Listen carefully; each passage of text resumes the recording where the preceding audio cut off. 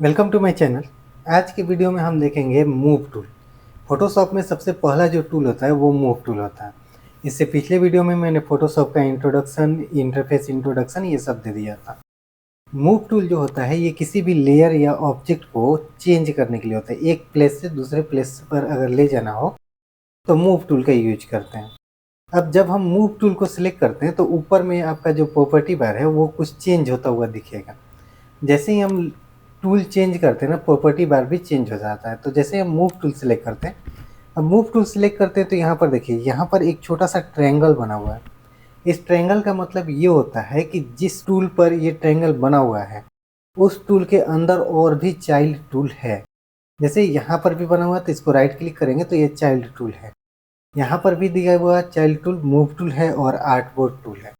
तो अभी हमें मूव टूल यूज करना है। तो मूव टूल को अगर सिलेक्ट करते हैं तो सबसे पहले यहाँ पर मिलता है ऑटो सिलेक्ट। इसको हमें चेक रखना चाहिए।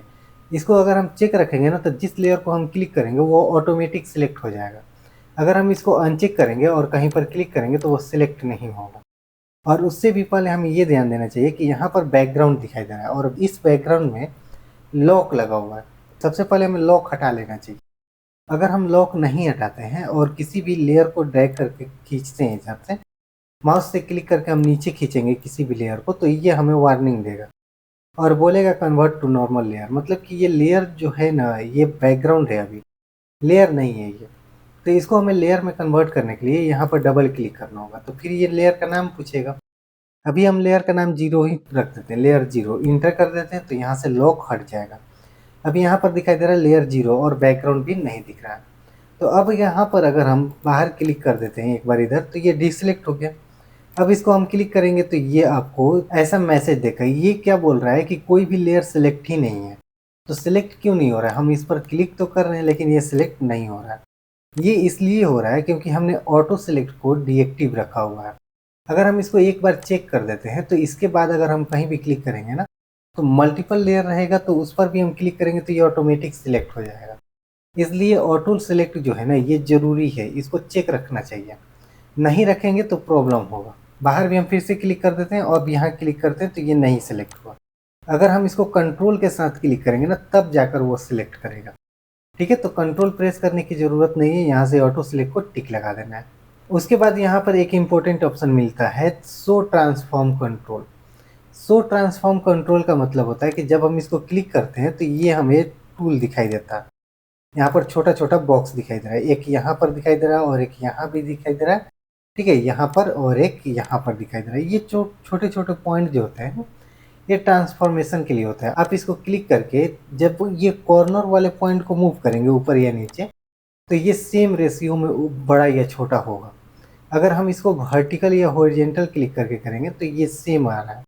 ये लेटेस्ट फोटोशॉप का फीचर है जिसमें कि हम कोई भी अगर पॉइंट पकड़ के ट्रांसफॉर्म कर रहे हैं तो ये सेम रेशियो में ट्रांसफॉर्म होता है। अगर यही लो वर्जन होता तो अगर हम इसको नीचे की तरफ ड्रैग करते तो इसका हाइट छोटा हो जाता। जबकि लो वर्जन में अगर हमें चारों तरफ से सेम रेशियो इंक्रीमेंट और डिक्रीमेंट करना होता है तो शिफ्ट बटन प्रेस करके हम इसको क्लिक करके ड्रैग करते हैं। और न्यू में उल्टा हो गया है। बाय डिफ़ॉल्ट अगर हम इसको ड्रैग करेंगे ना तो ये सेम रेशियो में ड्रैग होता है। ठीक है, अभी इसको हम क्लिक करके ऊपर कर रहे हैं तो हाइट भी बढ़ रहा है और विड्थ भी बढ़ रहा है। लेकिन हमें सिर्फ हाइट बढ़ाना है या घटाना है, तो उसके लिए आपको शिफ्ट बटन प्रेस करना होगा। मैंने अभी शिफ्ट बटन होल्ड करके रखा हुआ है और इसको नीचे की तरफ ले जाते हैं तो ये उल्टा हो गया। ओल्ड वर्जन में होता था, अगर शिफ्ट की के साथ आप बड़ा या छोटा कर रहे हैं तो ये सेम रेशियो में बड़ा या छोटा होता था। और न्यू में हो गया कि अगर शिफ्ट के साथ बड़ा या छोटा करेंगे तो वो इंडिविजुअली बड़ा या छोटा होगा। मतलब या तो हाइट बड़ा होगा या विड्थ। अब ये डिपेंड करता है कि आप सिलेक्ट किया किए हैं। अगर हम ये ऊपर की तरफ या नीचे की तरफ सिलेक्ट किए हुए हैं तो हाइट बड़ा या छोटा होगा, या अगर हम लेफ्ट या राइट की तरफ सिलेक्ट किए हुए हैं तो विड्थ बड़ा या छोटा होगा, जैसे ये। तो इसको अगर हम कॉर्नर से पकड़ के करेंगे तो ये हाइट विड्थ दोनों एक ही साथ जाएगा। हमें उसमें रेशियो की कोई मतलब नहीं, वो ऑटोमेटिक रेशियो मेंटेन हो जाता है। अब ये था हमारा ट्रांसफॉर्म करने के लिए। अगर हम इस लेयर को मूव कर रहे हैं तो पीछे में हमारा एक चेक कलर दिखाई दे रहा है, मतलब दो कलर का कम्बिनेशन है। इसका मतलब हुआ कि इसके पीछे कोई कलर नहीं है, ये ट्रांसपेरेंसी को रिप्रेजेंट करता है। हम यहाँ पर स्नैप को देखेंगे, जब हम इस लेयर को मूव कर रहे हैं तो यहाँ पर एक पर्पल लाइन दिखाई दे रहा है, ये स्नैप टूल है। स्नैप टूल का यूज होता है जब हम एक लेयर को दूसरे लेयर के साथ अलाइन करते हैं ना, तब इसका यूज होता है। ये ऑटोमेटिक अलाइन कर देता है, स्नैप कर देता है उसको। स्नैप कहाँ मिलेगा, जब हम यहाँ व्यू में जाएंगे तो यहाँ पर आपको स्नैप दिखाई देगा। इसको अनचेक रखेंगे अगर, तो ये हमें ब्लू लाइन या पर्पल लाइन नहीं दिखाई देगा। ठीक है, तो इसको हमें चेक रखना होता है। अगर चेक रखेंगे तो ये थोड़ा सा हेल्प होता है कि अलाइनमेंट सही से कर देता है। नहीं रखेंगे तो कोई दिक्कत नहीं है, बस अलाइनमेंट में थोड़ा सा प्रॉब्लम हो सकता है। ठीक है, ये हो गया हमारा सिलेक्शन के लिए। इस शेप को हम सिलेक्ट करते हैं, लेयर है ये, शेप नहीं है, और इसको हमने थोड़ा सा छोटा कर दिया। अगर तो जूम करना है तो जूम करने के लिए क्या करेंगे, नीचे आपको एक टूल दिखाई देगा, ये मैग्नीफाइंग ग्लास, इसको क्लिक करके जूम कर सकते हैं। लेकिन जूम करने के लिए शॉर्टकट की है, अल्ट बटन प्रेस करेंगे और माउस का स्क्रॉल आगे या पीछे की तरफ करेंगे। आगे करेंगे तो जूम होगा और पीछे करेंगे तो जूम आउट होगा। लेकिन जूम वहीं होगा जहाँ पर आपका कर्सर रहेगा। देखिए अभी ये एरिया हाइड होने वाला था, अगर हम इस एरिया में जूम करें तो ये इधर ही जूम होने लगेगा। तो ये जूम करने के लिए। अब यहाँ पर अगर हम लेयर मूव कर रहे हैं तो मूव करते समय हमें एक बात का ध्यान रखना होगा, अगर हम इसको सीधा मूव करना चाहते हैं तो अभी तो स्नैप इनेबल है तो ये सीधा ही मूव होगा।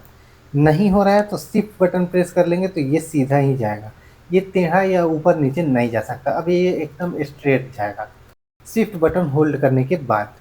लेकिन अगर हम अल्ट बटन प्रेस करते हैं तो ये क्या करेगा, लेयर को डुप्लीकेट कर देगा, सिंपल सा।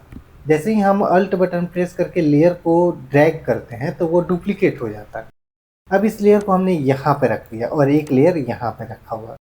दोनों लेयर में हम क्या करते हैं कि थोड़ा सा कलर चेंज कर देते हैं। अब मेरे पास दो लेयर है, एक वाइट कलर का लेयर है और एक रेड कलर का। अभी कलर कैसे फील होता है वो मैंने अभी नहीं बताया, बस इसमें हमें देखना है कि अलाइन कैसे होगा। यहाँ पर ऊपर अलाइनमेंट है, तो सबसे पहले हमने इसको सिलेक्ट किया और शिफ्ट बटन प्रेस करके होल्ड रखेंगे शिफ्ट बटन, और वाइट वाले लेयर को हमने क्लिक किया।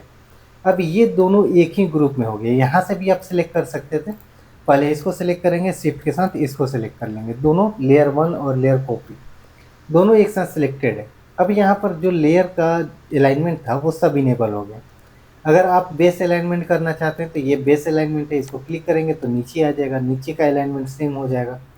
अगर सेंटर करना है तो सेंटर कर सकते हैं। सेंटर ऐसे नहीं समझ आएगा, सेंटर के लिए हम क्या करते हैं कि थोड़ा सा हाइट बढ़ा देते हैं। अब दोनों को सिलेक्ट करते हैं शिफ्ट के साथ, ठीक है। अब यहाँ पर सेंटर करते हैं तो दोनों सेंटर में आ जाएगा।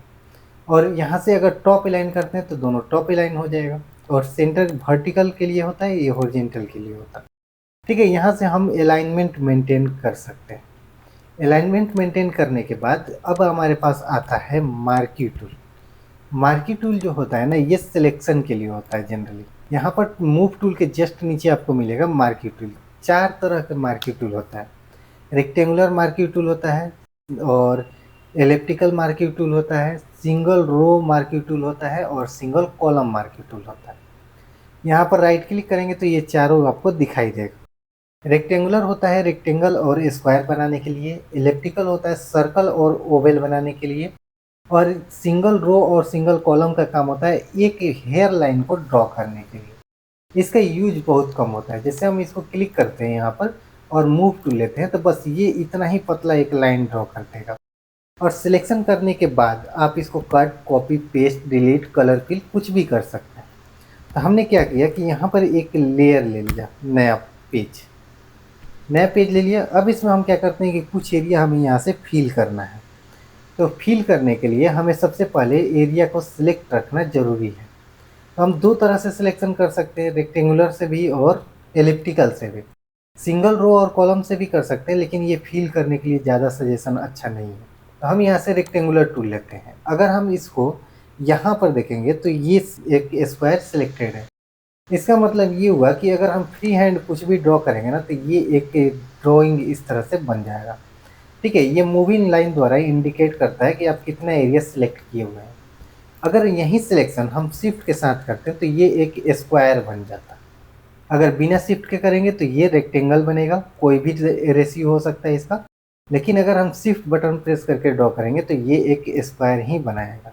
अब इस स्क्वायर में अगर कलर फिल करना हो तो सबसे पहले हमें ये ध्यान रखना होगा कि कौन सा लेयर सिलेक्टेड है। अभी हमारा बैकग्राउंड सिलेक्ट है, तो अगर हम कलर फिल करेंगे ना तब बैकग्राउंड में कलर फिल होगा। कलर फिल करने के लिए एडिट में जाएंगे और यहाँ से हम फिल में जाएंगे। शिफ्ट F5 इसका शॉर्टकट की होता है। यहाँ पर कंटेंट्स में जाकर कलर लेंगे और कोई भी कलर सेलेक्ट करके ओके करेंगे और यहाँ भी ओके करेंगे, ये कलर फिल हो जाएगा। अभी भी ये लाइन सिलेक्टेड है, उसके लिए हमें सिलेक्ट में जाना है और डीसिलेक्ट कर देंगे। कंट्रोल डी इसका शॉर्टकट की होता है, लेकिन ये बेस्ट प्रैक्टिस नहीं है। ये सिंपल समझने के लिए था कि कलर कैसे फिल होता है और सिलेक्शन कैसे होता है। अगर हम इस रेड कलर का पोजीशन चेंज करेंगे ना तो ये सारा लेयर मूव करेगा। सबसे पहले तो हम इसके बैकग्राउंड को तोड़ लेते हैं। अब इसको अगर मूव करेंगे तो सारा लेयर मूव करेगा।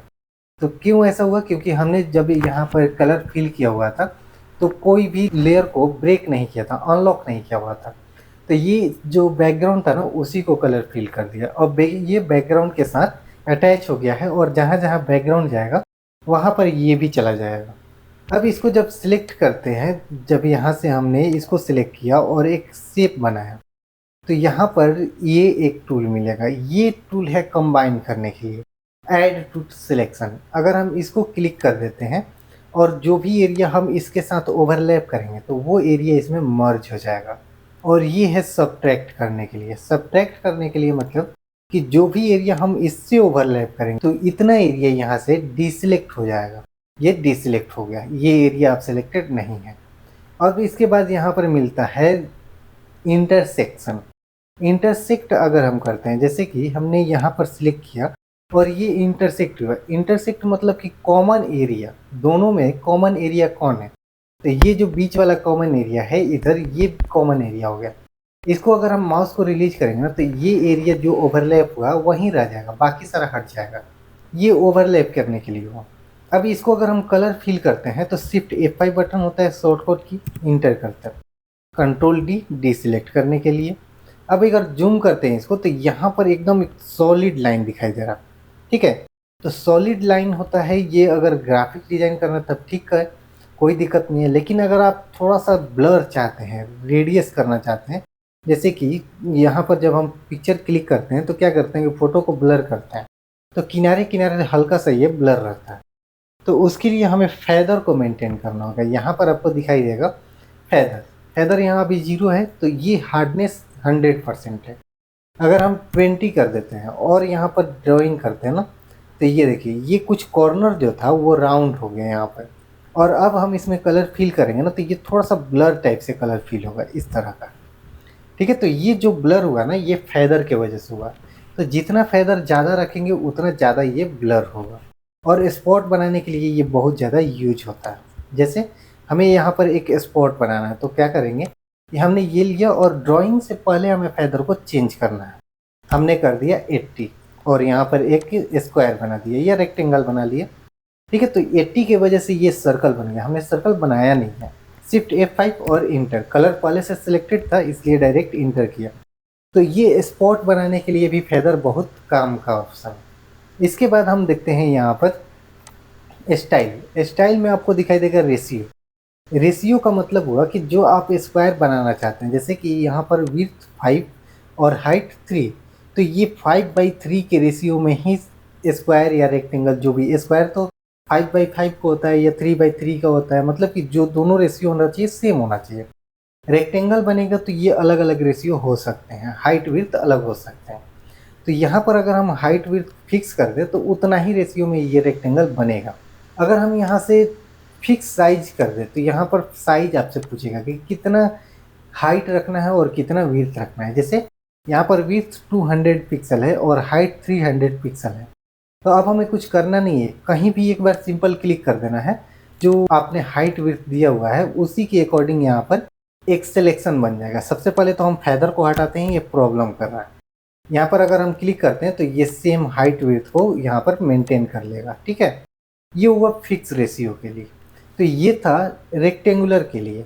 अगर हम एलिप्टिकल लेंगे ना तो यहाँ पर कुछ चेंज होगा। बाकी जो दिखाई दे रहा है यहाँ पर ये तो सेम है, फेदर भी सेम है। एंटी एलियास एक अलग आया हुआ है। एंटी एलियास का मतलब क्या होता है? देखिए, कंट्रोल A किया तो मैंने सारा सिलेक्ट हो गया। हमें इसमें बैकग्राउंड कलर वाइट करना था क्योंकि थोड़ा सा कचरा भर गया इसमें, ठीक है। हमने वाइट कलर कर दिया। और कंट्रोल डी डिसेलेक्ट कर लिया। अब यहाँ पर अगर हम एंटी एलियास देखें तो क्या होता है, अगर हम एंटी एलियास को अनचेक कर देते हैं तो एंटी एलियास अनचेक करने के बाद ये आपको सिर्फ राउंड वाले में दिखाई देगा, मतलब कि एलिप्स में दिखाई देगा या सर्कल में दिखाई देगा। अगर सिंपल बनाएंगे तो एलिप्स बन सकता है और शिफ्ट के साथ बनाएंगे तो सर्कल बनेगा। तो हमने एक सर्कल ड्रॉ किया है, यहाँ पर फेदर हमने नहीं रखा हुआ है और एंटी एलियास को अभी हमने ऑफ रखा है। शिफ्ट F5 बटन प्रेस करते हैं और एक कलर फिल कर देते हैं। अभी वाइट कलर था इसलिए ये नहीं दिखा, तो यहाँ पर जाएंगे और यहाँ से कलर लेंगे और कोई भी कलर यहाँ से सिलेक्ट करके ओके कर देंगे। और कंट्रोल डी डिसेलेक्ट करने के लिए अगर हम ज़्यादा जूम करेंगे ना तो ये कटा हुआ सा दिखाई दे रहा है, ये स्टेयर बन गया, एक सीढ़ी जैसा लग रहा है कि कुछ ऊपर जा रहा है। ठीक है, तो ये एंटी एलियास की वजह से हुआ है, अनचेक रखा गया इसलिए ऐसा दिख रहा है। इसके बाद हम एंटी एलियास को ऑन कर देते हैं, उसके बाद हम एक सर्कल बनाते हैं। तो हमने एंटी एलियास को चेक कर दिया, शिफ्ट बटन प्रेस करके हमने एक सर्कल बना लिया। अब इस सर्कल को हमें मूव करना है, तो यहीं सेम टूल रखेंगे, मूव टूल नहीं, यहीं मार्किंग टूल रखना होगा। मार्किंग टूल से हम इसको पकड़ के मूव कर लेंगे, बीच में जाएंगे तो ये ऑटोमेटिक सिलेक्ट होकर मूव हो जाएगा।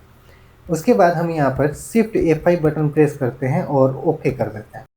ठीक है, कंट्रोल डी डिसेलेक्ट करने के लिए अब यहाँ पे बीच में जूम करते हैं तो ये दोनों में आपको कुछ अंतर दिखाई देगा। यहाँ पर एकदम सीधा हो गया, ये जैसे ये कटा हुआ सा दिख रहा है, लेकिन यहाँ पर कटा हुआ सा नहीं दिखेगा। ये क्या कर रहा है कि कलर को ब्लेंड कर रहा है। ठीक है, पहले लाइट हुआ, पहले रेड था, फिर उसे डाउन रेड, फिर डाउन, फिर डाउन, फिर डाउन, इस तरह से डाउन करते करते वो वाइट की तरफ मर्ज हो गया। तो ये एंटी एलियास का काम था। एंटी एलियास ये बेस्ट प्रैक्टिस होता है अगर आप ग्राफिक डिजाइन कर रहे हैं। तो अगर हम इसमें फेदर का भी यूज करें ना तो इसमें भी हम फेदर का यूज कर सकते हैं। जैसे हमने 20 रखा और यहाँ पर हमने क्या किया कि एक सर्कल ड्रॉ किया और शिफ्ट F5 बटन प्रेस करके इंटर करेंगे तो इसमें भी फेदर अप्लाई होता है। ठीक है, ये फेदर बन गया।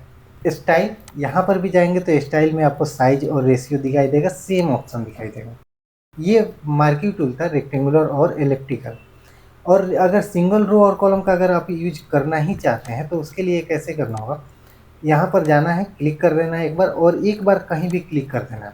उसके बाद यहाँ से मूव टूल लेना है और शिफ्ट F5 बटन प्रेस करके जो भी कलर चाहिए वो कलर आप यहाँ से सिलेक्ट करके ओके करेंगे तो वो एक लाइन में सिलेक्ट हो जाएगा। कंट्रोल डी बटन प्रेस करेंगे तभी हमें इफेक्ट दिखाई देगा। यही एक सिंगल लाइन ड्रॉ होता है, सिंगल रो और सिंगल मार्किंग टूल से।